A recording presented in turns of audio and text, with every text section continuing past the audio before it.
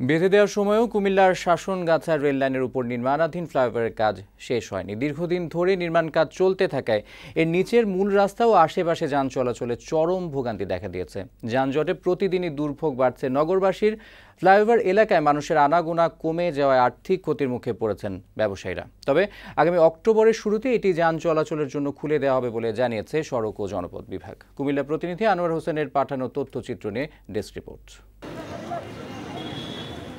যানজট থেকে নগরবাসীকে মুক্তি দিতে 2015 সালের জানুয়ারিতে শুরু হয় কুমিল্লা নগরীর শাসনগাছা রেল লাইনের উপর 631 মিটার দীর্ঘ ফ্লাইওভারের নির্মাণ কাজ।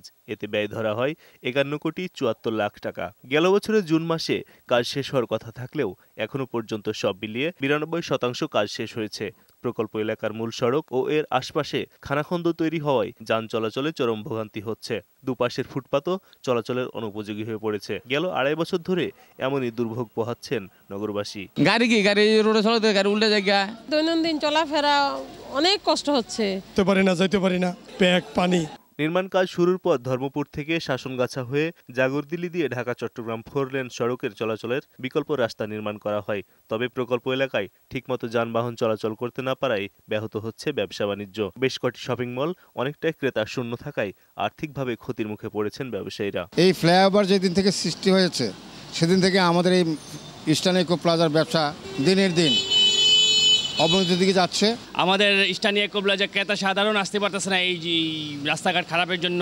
তবে কুমিল্লা সড়ক ও জনপথ বিভাগ বলছে নানা প্রতিকূলতার কারণে কাজ শেষ করতে কিছুটা দেরি হচ্ছে। আগামী অক্টোবরের প্রথমে ফ্লাইওভারটি যান চলাচলের জন্য খুলে দেওয়া যাবে বলে জানিয়েছে সওজের নির্বাহী প্রকৌশলী। যদি মূল স্ট্রাকচার এবং রাস্তা সহ বলি, প্রকল্পের ইতিমধ্যে প্রায় 92% কাজ সমাপ্ত হয়ে গিয়েছে। আর আমার একটি র্যামের কাজ বাকি রয়েছে, এই কাজটি আমরা সহসাই কমপ্লিট করব। কুমিল্লা শহরে প্রবেশ করতে ঢাকা চট্টগ্রাম পুরাতন জাতীয় মহাসড়ক হয়ে শাসনগাছা রেললাইন পার হতে হয়। মানুষের চলাচল ও যান চলাচলে দুর্ভোগ কমাতে দ্রুত নির্মাণ কাজ শেষ করা প্রয়োজন বলে মনে করেন কুমিল্লাবাসী।